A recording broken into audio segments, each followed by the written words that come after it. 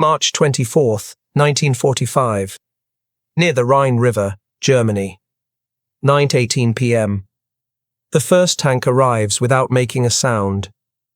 Moonlight reflects across its steel hull as it rolls slowly into an abandoned field only a few miles from German positions. Another follows. Then another. Within an hour, an entire American armored force appears to have assembled along the river. From a distance, it looks enormous. Hundreds of vehicles, rows of artillery, columns of trucks. Everything a German reconnaissance pilot would expect before a major Allied assault. Except, none of it is real. The tank nearest the tree line weighs less than 100 pounds. A soldier kneels beside it. Instead of loading ammunition, he connects an air hose. The enormous Sherman tank slowly rises from the ground. Canvas unfolds. Rubber stretches. Within minutes, the tank stands fully inflated. From 500 feet above, it looks almost identical to the real thing. You can almost hear the quiet hiss of compressed air replacing the roar of engines. Nearby, another group of soldiers carefully positions fake artillery pieces. Wooden barrels, canvas coverings, painted shadows. Even the tire tracks are planned. Jeeps deliberately drive through muddy fields to create convincing patterns visible from enemy aircraft. Every detail matters. Nothing is accidental, because somewhere beyond the Rhine, German intelligence is watching. And tonight, they're supposed to believe an entire armored division has arrived. A young lieutenant studies the growing illusion through binoculars. His name is Fred Fox. Before the war, he studied art in New York. He dreamed of becoming a painter. Now, his job is painting a battlefield. Only this canvas stretches for miles. Fox walks between inflatable tanks, checking every angle carefully. One wrinkle could reveal the deception. One mistake could cost hundreds of real lives. He pauses beside another soldier, adjusting camouflage nets. The man isn't a professional soldier either. He's a theater set designer from Chicago. Further down the line, another soldier carefully mixes paint. He used to work in advertising. Another once designed shop window displays. Another built movie sets. Artists. Architects. Illustrators. Sound engineers. Not exactly the kind of men expected on the front lines of Europe. Yet tonight, the success of one of the largest Allied operations depends entirely on them. You can almost feel the strange contradiction. An army built by artists. Weapons made from rubber. Victory depending on imagination instead of firepower. Then suddenly, a lookout whispers. Aircraft. Every head turns skyward. Far above the dark clouds, the faint outline of a German reconnaissance plane appears. The aircraft circles slowly, watching, photographing. Exactly as expected. Nobody moves. Nobody reacts. The fake army continues behaving like a real one. Trucks reposition. Soldiers walk between vehicles. Smoke rises from carefully placed field kitchens. Everything looks authentic. Because authenticity isn't enough. It has to be believable. The aircraft circles once more before disappearing into the darkness. No bombs fall. No artillery follows. The deception worked. At least for now. Inside a nearby command tent, Colonel Harry Reeder studies intelligence reports arriving from intercepted German radio traffic. His officers wait silently. Then Reeder smiles. The Germans took the bait. Enemy commanders are already redirecting troops toward the fake buildup. Real Allied divisions crossing elsewhere will now face significantly less resistance. Hundreds, perhaps thousands, of lives may have just been saved, without firing a single shot. You can almost appreciate how unbelievable it sounds. An inflatable tank, a few artists, some clever planning, and one of the most powerful armies in Europe changes its strategy completely. But this remarkable operation didn't begin beside the Rhine. Months earlier, someone inside the American military asked an impossible question. What if an army could win battles without actually existing?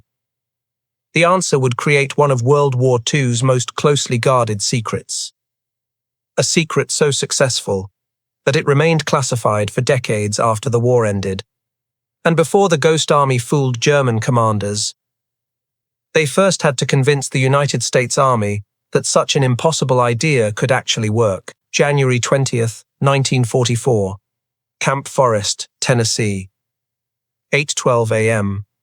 The first recruits arrive carrying sketchbooks instead of combat experience. One steps off the truck with paint stains still on his hands. Another once designed magazine covers in New York. A third worked as a radio engineer before the war. None of them understand why they were summoned.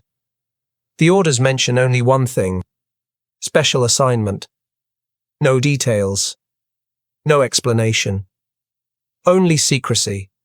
The soldiers gather inside a large wooden briefing hall. Maps cover the walls. Canvas sheets hide strange equipment beneath them. A senior officer walks to the front of the room. Colonel Harry Reeder. He studies the young men carefully. Painters. Architects. Sculptors. Sound engineers. Advertising designers. Hardly the makeup of a combat battalion. Then he asks a question no one expects. How many of you have ever fooled someone? The room grows quiet. Several men exchange confused looks. A few hands rise cautiously. One soldier admits he once designed fake storefront displays. Another says he created stage scenery for Broadway productions. A third had worked in commercial advertising. The colonel smiles. Good. That's exactly why you're here. You can almost feel the confusion spreading across the room. Nobody enlisted expecting this conversation. They expected rifles, machine guns, combat drills. Instead, they're talking about deception. The colonel walks toward a large canvas covering one side of the building. Without saying another word, he pulls it away. Gasps echo through the room. Lined up inside the warehouse are dozens of Sherman tanks. At least, they appear to be Sherman tanks. Until one soldier walks closer. He taps the side. The metal doesn't sound like steel. Because it isn't steel, it's rubber. The tank is inflatable. A mechanic opens a valve. Within moments, the enormous vehicle slowly collapses into a pile of folded canvas. The entire room bursts into laughter, then silence. Because everyone realizes something. From a distance, they couldn't tell the difference. Neither could enemy pilots. The colonel begins explaining. The Allies are preparing to invade Europe. Germany watches every road, every bridge, every movement. Real armies cannot always move unnoticed. So someone had an unusual idea. If the enemy watches carefully, give them something to watch. Something convincing. Something false. The unit receives its official designation. The 23rd Headquarters Special Troops. Most soldiers simply call it the Ghost Army. Their mission sounds almost unbelievable. Pretend to be entire American divisions. Not companies. Not battalions. Entire divisions. 30,000 soldiers, created by fewer than 1,100 men. The deception must fool experienced German intelligence officers. Not for minutes. Sometimes for days. Failure means disaster. If the Germans discover the truth, real Allied forces could march directly into prepared defenses. thousands could die. The room suddenly feels much quieter. This isn't theatre anymore. Lives depend on convincing performances. Training begins immediately. Artists learn camouflage. Engineers learn battlefield planning. Radio operators study the communication patterns of real armored divisions. Every fake radio transmission must sound authentic. Every vehicle movement must match official military procedures. Nothing can feel artificial. Meanwhile, another section of the Ghost Army begins experimenting with something completely new. Sound. Inside a recording studio, engineers capture the noises of real armored columns. Sherman tanks crossing bridges. Half-tracks grinding through mud. Military trucks changing gears. Bulldozers. Generators.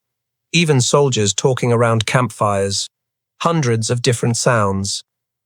The recordings are loaded onto enormous loudspeaker systems, powerful enough to broadcast across nearly 15 miles.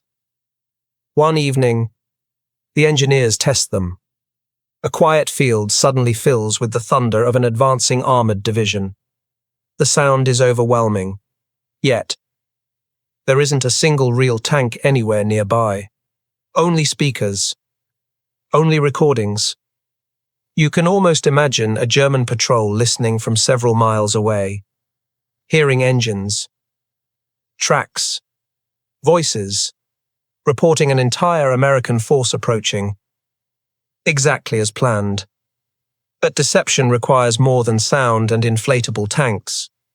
The Ghost Army creates fake headquarters, fake traffic jams, fake fuel dumps, fake military police directing imaginary convoys.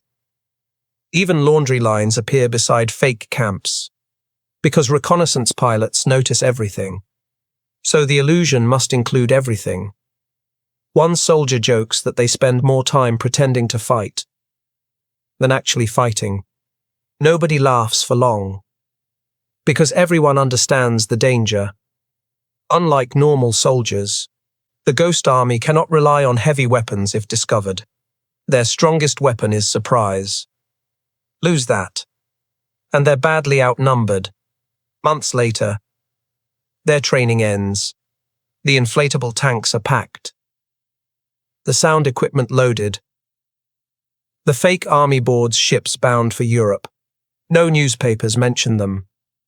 No victory speeches celebrate them. Officially, they barely exist.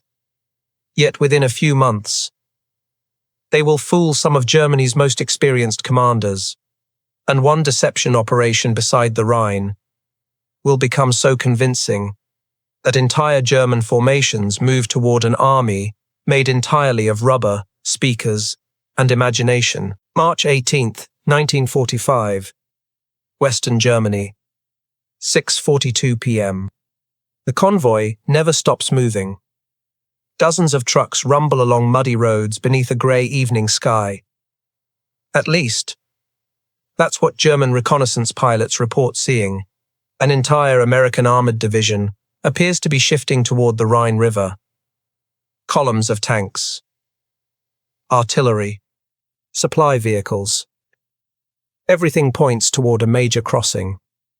German headquarters reacts immediately. Maps are unfolded. Reserve units are alerted. Artillery batteries begin changing position.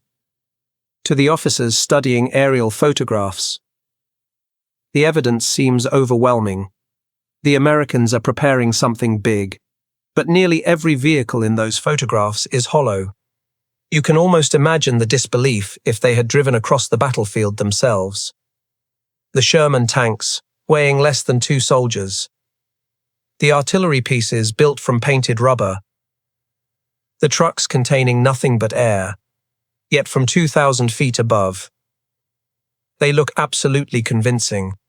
That illusion is exactly what the 23rd Headquarters Special Troops was designed to create. While inflatable equipment fills open fields, another deception begins miles away. Inside a camouflaged truck, Signal company special radio operators put on their headphones. Every transmission has already been planned. Every pause. Every coded phrase. Every call sign. The operators don't simply send random messages. They imitate the exact communication style of real American divisions. Each armored division has its own habits, its own rhythm, its own radio personality. German signals intelligence studies these details constantly, so the Ghost Army studies them too. One operator spends hours practicing the speech patterns of another unit, not because Americans are listening, because Germans are. The false messages begin flowing across the airwaves. Requests for fuel. Reports of bridge construction. Movement orders. Maintenance updates. Completely believable. Completely false. Dozens of miles away. German listening stations intercept everything. Their analysts compare the traffic against previous reports. The conclusion appears obvious. A large American force is concentrating near the river, exactly what the Ghost Army wants them to believe. But radio deception alone isn't enough. Not if enemy scouts get closer. So another group steps in, the 603rd Camouflage Engineers. Artists. Painters. Set designers. They begin transforming empty fields into military camps. Canvas covers hide inflatable tanks. Fresh tire tracks are carefully created across muddy roads. Broken tree branches suggest heavy vehicle movement. Even empty ration boxes are scattered around campsites. Nothing is left to chance. If a German reconnaissance team sneaks close enough, they should find evidence supporting the illusion. Because convincing deception isn't built from one big lie. It's built from hundreds of tiny truths. You can almost feel the pressure on the men creating it. One forgotten footprint. One poorly positioned vehicle. One collapsed inflatable tank. Any mistake could expose the operation. Then comes perhaps the most remarkable part of the deception. Night falls. The battlefield grows dark. Inside another concealed truck, technicians prepare massive loudspeakers. Each speaker weighs hundreds of pounds. Each recording has been captured from real American armored columns. At precisely 10 p.m., the playback begins. Deep engine noises roll across the countryside. Metal tracks clatter over imaginary bridges. Truck engines idle. Officers shout commands. Mechanics hammer on invisible vehicles. The illusion stretches nearly 15 miles. German observers listening from distant hills hear exactly what they expect. A major armored force arriving under cover of darkness. One German artillery observer reports hearing more than 200 vehicles moving through the area. In reality, not one real tank is present. Intercepted German radio traffic arrives the following morning. Colonel Harry Reeder reads the translated reports carefully. Enemy commanders are shifting infantry, moving anti-tank guns, reinforcing sectors that will never be attacked. The deception is working better than expected. Real American divisions preparing to cross elsewhere encounter lighter resistance. Bridges remain less heavily defended. Entire German formations spend valuable hours waiting for an attack that never comes. Hours that cannot be recovered. Hours that help shape the Allied advance. The Ghost Army celebrates quietly. No cheering. No public recognition. Only the satisfaction of knowing their invisible battle has already saved lives. Yet the operation is far from over. Because the Rhine deception is only one mission. Within weeks, the Ghost Army will attempt something even more ambitious. An operation so bold that it will convince German commanders an entire American corps has appeared where almost nothing actually exists. And this time, the consequences of failure will be even greater. March 25, 1945. Banks of the Rhine River, Germany. 4:52 a.m. The river disappears beneath a blanket of thick morning mist. Visibility is almost zero. Perfect conditions. Not for an attack, for a deception. On the eastern bank, German observers stare through binoculars, trying to make sense of the sounds echoing across the water. Tank engines, heavy trucks, engineers shouting orders, pontoon bridges being assembled. An entire American force appears to be gathering for a massive river crossing. But the sounds aren't coming from tanks. They're coming from speakers. Gigantic loudspeakers mounted on trucks hidden miles behind the real front line. Inside one of those trucks, sound engineer Corporal Bernard Mason carefully adjusts the playback equipment. Every recording was made from real armored columns months earlier. The timing must be perfect. Pause too long, and the illusion dies. Repeat a sound too often, and experienced German listeners might notice. Nothing about this operation is accidental. You can almost feel the pressure inside the truck. Outside, thousands of real Allied soldiers are preparing to cross the Rhine. Their survival depends on what German commanders believe over the next few hours. A single mistake could expose everything. Nearby, another Ghost Army detachment inflates dozens of Sherman tanks before sunrise. The tanks slowly rise from the muddy ground. Canvas becomes armor. Rubber becomes steel. From the air, they look completely convincing. Artists hurry from one vehicle to another with brushes and paint. Fresh mud is splashed deliberately across the sides. Small dents are painted onto the hulls. Tracks are pressed into the wet ground. Even discarded fuel drums are carefully placed beside the fake vehicles. Because real armies leave behind clutter, so fake armies must leave clutter too. Several miles away, German reconnaissance aircraft finally arrive. The pilot circles once. Then again. His camera captures everything below. Long rows of armored vehicles. Truck convoys. Artillery batteries. Smoke rising from field kitchens. Nothing appears unusual. The photographs are rushed back to headquarters. Within hours, senior German officers study the images carefully. Every detail confirms the same conclusion. The main Allied attack is coming here. Orders are issued immediately. Reserve battalions begin moving toward the fake concentration area.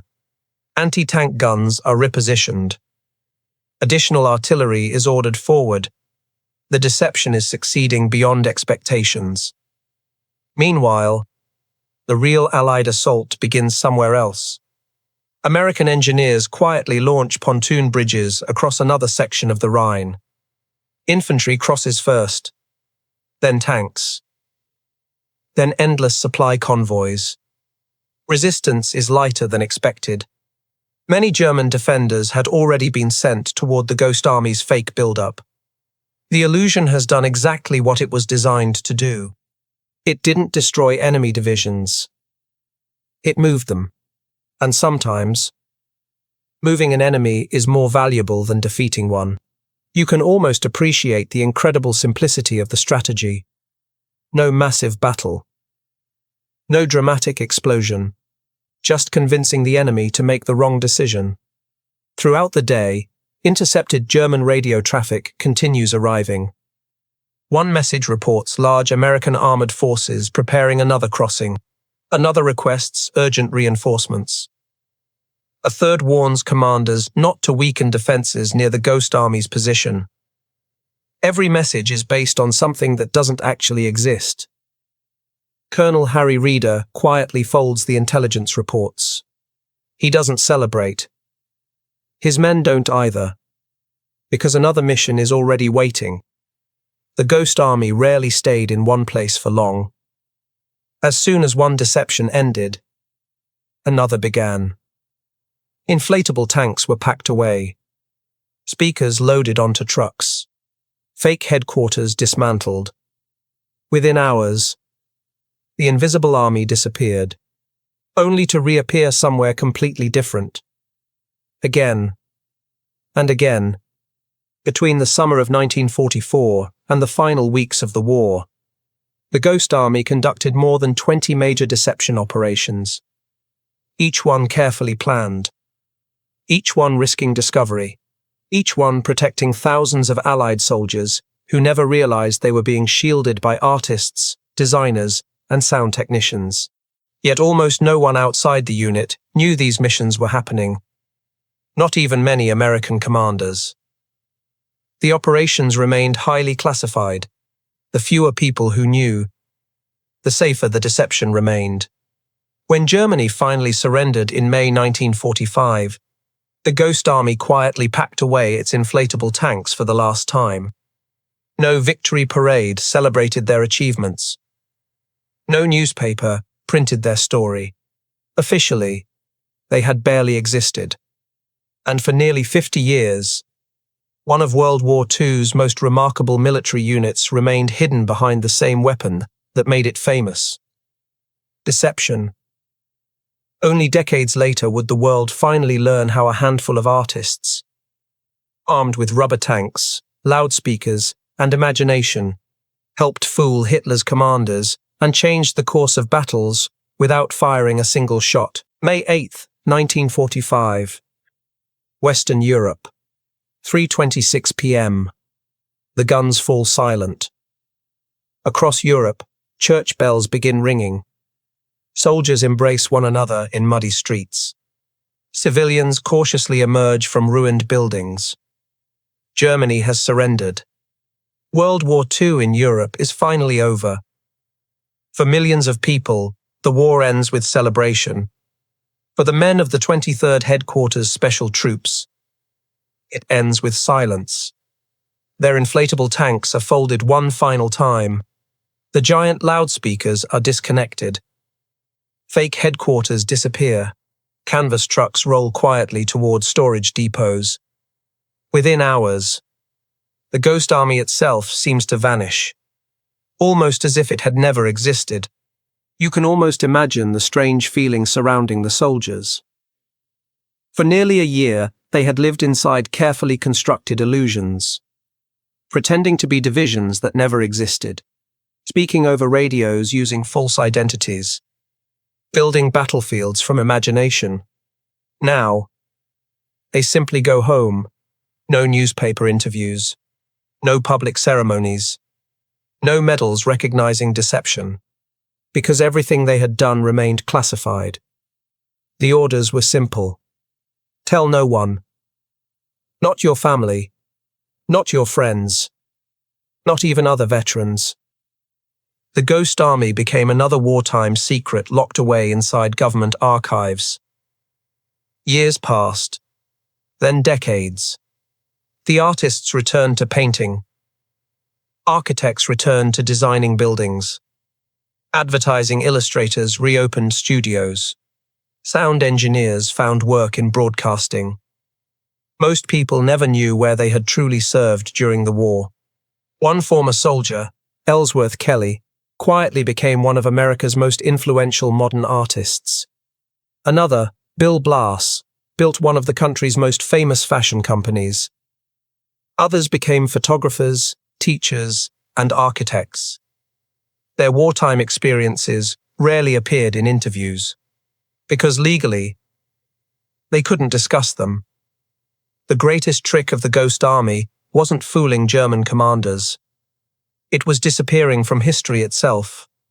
You can almost feel how unusual that is. Many military units become famous because of battles they fought. The Ghost Army became invisible because of battles it prevented. There were no dramatic victories to celebrate, no captured cities carrying their name, only lives quietly saved because German commanders looked in the wrong direction. Then, nearly 50 years later, the secret finally began to emerge. Government files were slowly declassified. Historians opened dusty archives. Former Ghost Army soldiers, now elderly men, finally received permission to tell their stories. At first, many people found the claims unbelievable. Inflatable tanks, fake artillery, recorded sound effects fooling experienced military commanders. It sounded more like a Hollywood screenplay than military history. Then the photographs appeared. Black and white images showing giant rubber Sherman tanks lying flat on the ground. Engineers inflating entire armored battalions with compressed air. Artists painting fake shadows. Sound trucks carrying loudspeakers powerful enough to simulate hundreds of vehicles. The impossible suddenly became undeniable. Military historians carefully reconstructed operation after operation. More than 20 major deception missions. Thousands of fake vehicles. Countless false radio transmissions. Entire German formations redirected toward battles that would never happen. One historian described the Ghost Army with remarkable simplicity. They didn't destroy the enemy. They controlled what the enemy believed. That idea remains just as powerful today. Wars are often remembered through explosions, through tanks, through aircraft, through soldiers charging across battlefields. Yet the Ghost Army proved another truth. Sometimes, changing what an enemy thinks is stronger than changing what they see, because every decision begins inside the mind. If you control perception, you influence action. If you influence action, you change history. In 2024, the surviving members of the Ghost Army finally received one of the United States' highest civilian honors for military units, the Congressional Gold Medal, recognizing the extraordinary deception campaign they carried out during World War II. For many of them, the recognition came almost 80 years after the missions themselves. Late, but deserved. Today, visitors can still see surviving inflatable tanks, photographs, maps, and sound equipment preserved in museums and archives. At first glance, they look almost ordinary. Rubber, canvas, speakers, paint, simple objects. Yet together, they helped shape one of the most remarkable deception operations in military history. The Ghost Army never fought like ordinary soldiers. They fought with imagination, with creativity, with carefully crafted illusions. And somewhere over the skies of Europe, in 1945, a German reconnaissance pilot photographed an entire American armored division that had never actually existed. Perhaps that is the Ghost Army's greatest legacy. They proved that in war, victory doesn't always belong to the strongest weapon. Sometimes, it belongs to the most convincing illusion.